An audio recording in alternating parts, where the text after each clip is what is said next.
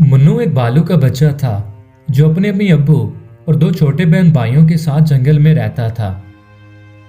हर साल मौसम सरमा से कबल वो और उसका खानदान सर्दियों के लिए खाना जमा कर लेते।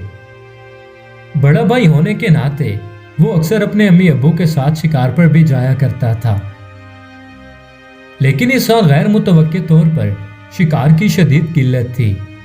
ना तो उनको बहते दरिया में मछलियां मिल रही थी और ना ही कोई खरगोश वगैरह। दरख्तों पर शायद भी नजर नहीं आ रहा था। इस सूरत हाल से मुन्नू के वालिदैन की तरह तमाम ही भालू परेशान थे।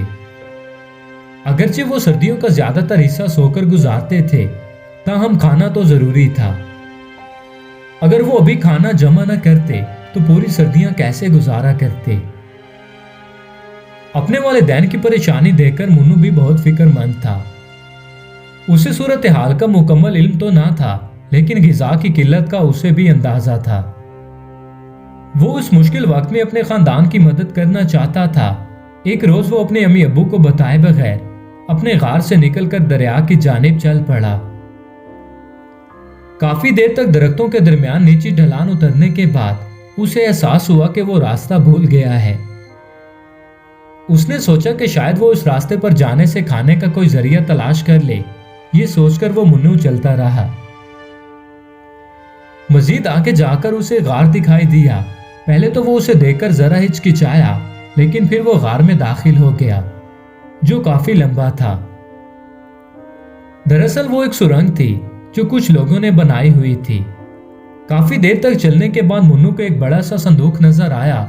तो जसूस के बाइस उसने संदूक खोला तो उसके अंदर अनवां अक़साम की मछलियां थी। वो बहुत खुश हुआ। उसने इधर उधर देखा तो उसे मजीद संदूक नजर आए। उसने बारी बारी सबको खोलकर देखा, जिनमें मारखोर, खरगोश और हिरन थे। ये सब देखकर मुन्नू की खुशी की कोई इंतहा न रही। इधर मुन्नू के अम्मी और अब्बू भाई बहुत परेशान थे। अंधेरा छाने को था, लेकिन मुन्नू का अब तक कुछ पता न था।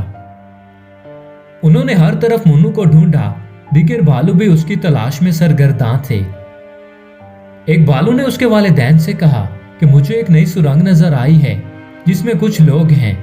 मुन्नू के अब्बू और भालुओं का सरदार और 5 भालू उस भालू के साथ सुरंग की जानिब रवाना हुए। वहां तक पहुंचने में काफी वक्त लगा।